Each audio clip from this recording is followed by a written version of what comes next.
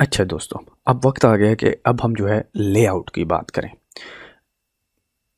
इससे पहले हम ये देख चुके हैं कि लेआउट किस तरह काम करता है, और मैंने आपको अगर याद हो ये भी बताया था कि बूटस्ट्रैप का जो मेन सेलिंग पॉइंट है वो इसकी कैपेबिलिटी है इस लेआउट को हैंडल करना।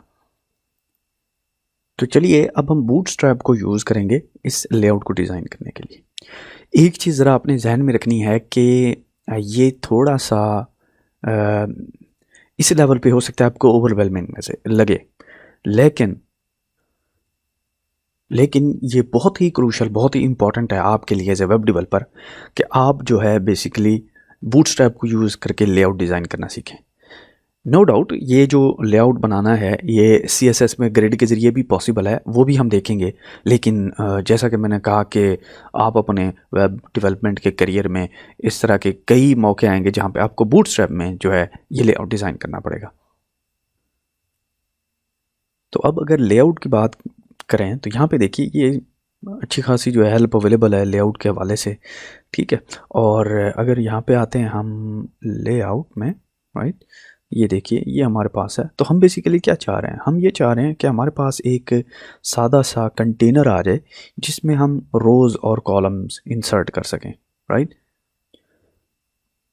तो अगर हम यहाँ पे जाते हैं ग्रिड पे, ये देखिए हमारे पास यहाँ पे अवेलेबल है इंफॉर्मेशन के किस तरह से 1 of 3 कॉलम। ये देखिए किस तरह से हम ये सिस्टम डिज़ाइन कर सकते हैं जैसा कि यहाँ पे शो किया जा रहा है।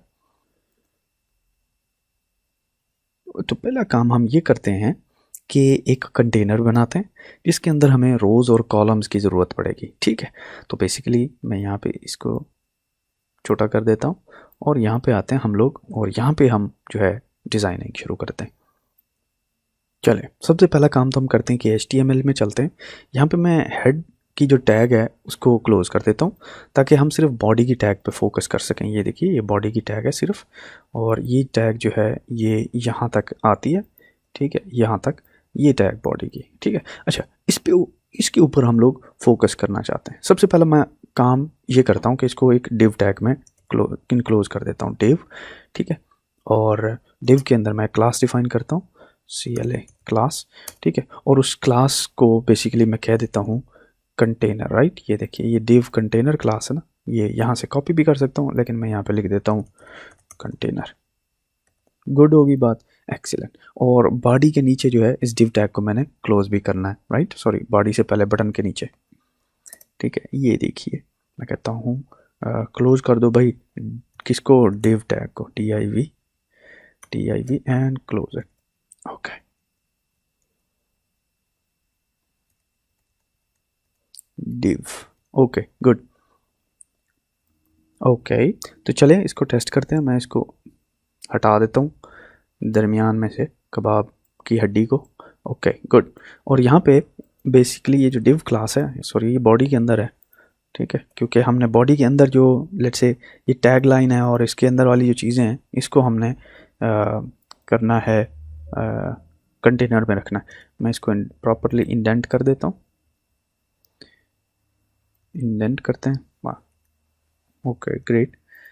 मैं इसको सेव करता हूँ, रिफ़्रेश करते हैं। अब आप देखें कि ये जो हमारा मटेरियल है, बेसिकली जो टेक्स्ट है, जो कंटेंट है, वो एक कंटेनर में आ गया हुआ है। अच्छा, let's move on, continue with this.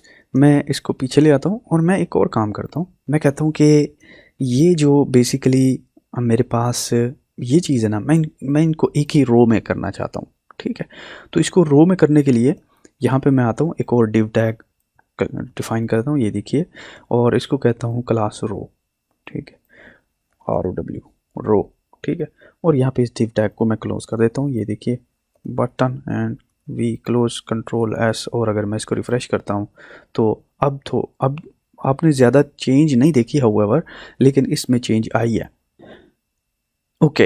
अच्छा, ये इंश्योर करने के लिए कि जो हमने क्लास रो डिफाइन की है, क्या वो एग्जिस्ट करती है कि नहीं। हम यहाँ पे जाके सिंपल इंस्पेक्ट में जाके चेक कर सकते हैं कि ये देखिए क्लास रो हमारे पास जो है कंटेनर है, उसके बाद क्लास रो एग्जिस्ट कर रही है। Okay, so for so good. अच्छा, एक और काम करते हैं कि मैं जो है इस टेक्स्ट को सेंटर करना चाहता हूँ। तो इसको सेंटर करने के लिए मैं बेसिकली क्या करता हूँ, ये देखिए जो मेरी H1 टैग है बटन से ऊपर वाली, ये वाली, यहाँ पे मैं एक हेडर डिफाइन करता हूँ। मैं कहता हूँ HEADER हेडर, ठीक है। और हेडर को इस जो मेरी जो टेक्स्ट टैग है ना, मैं इसको हेडर में इंक्लोज कर देता हूँ और इस हेडर में क्लास डिफाइन करता हूँ CLA क्लास। और इस क्लास को मैं कह देता हूँ, इसमें एक फीचर है, उसको कहते हैं टेक्स्ट CENTER,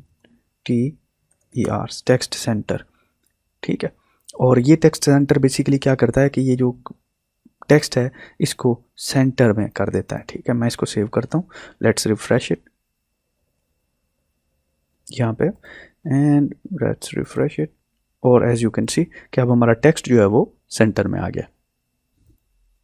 अच्छा, व्हाट नेक्स्ट, अगली चीज़ जो है वो हम ये कर सकते हैं कि इस बटन को जो है सेंटर में आना चाहिए, क्रेजी कैट स्टार्टअप के नीचे, राइट।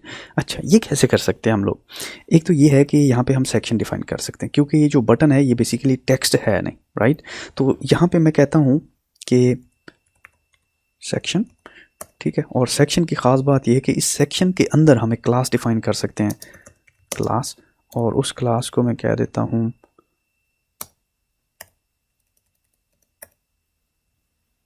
उस क्लास को डिफाइन कर देते हैं टेक्स्ट सेंटर, ठीक है।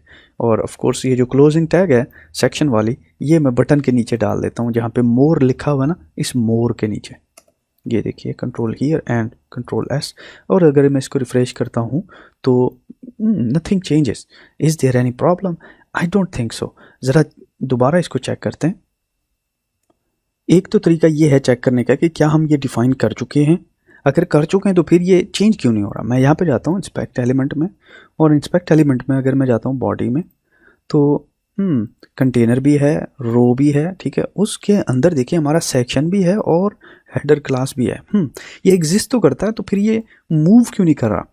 इसकी रीज़न ये है कि अगर आपको याद हो, मैंने आपको बताया था कि 12 स्पेसेस होती हैं और हम बेसिकली इनको एग्जैक्ट स्पेस नहीं बता रहे कि यानी कि एक रो के अंदर आपने कितनी स्पेसेस यूज़ करनी है। अगर आपको याद हो, मैंने आपको एक एक्सरसाइज कराई थी जिसमें हमने एक 6 स्पेसेस का एक कॉलम बनाया था, फिर 3 स्पेसेस का एक बनाया था, 3 का एक और बनाया था।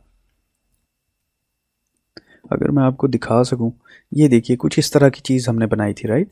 तो हमने बेसिकली इसको बताया नहीं है कि आपने मीडियम यूज़ करना है, स्मॉल यूज़ करना है कि लार्ज यूज़ करना है कॉलम विड्थ, ठीक है। तो हमने ये बतानी है बेसिकली, ताकि ये होमोजीनियस हो जाए और एक दूसरे के नीचे आ सकें। ओके, इसको मिनिमाइज करता हूँ मैं। तो अब हमने दोनों को बेसिकली देनी है स्पेस एक जैसी, ताकि दोनों जो है यानी कि एक स्पेस के अंदर हों, और जब हम उनको सेंटर करें तो वो एक दूसरे के नीचे आ जाएं। वो कैसे करेंगे, ये देखिए।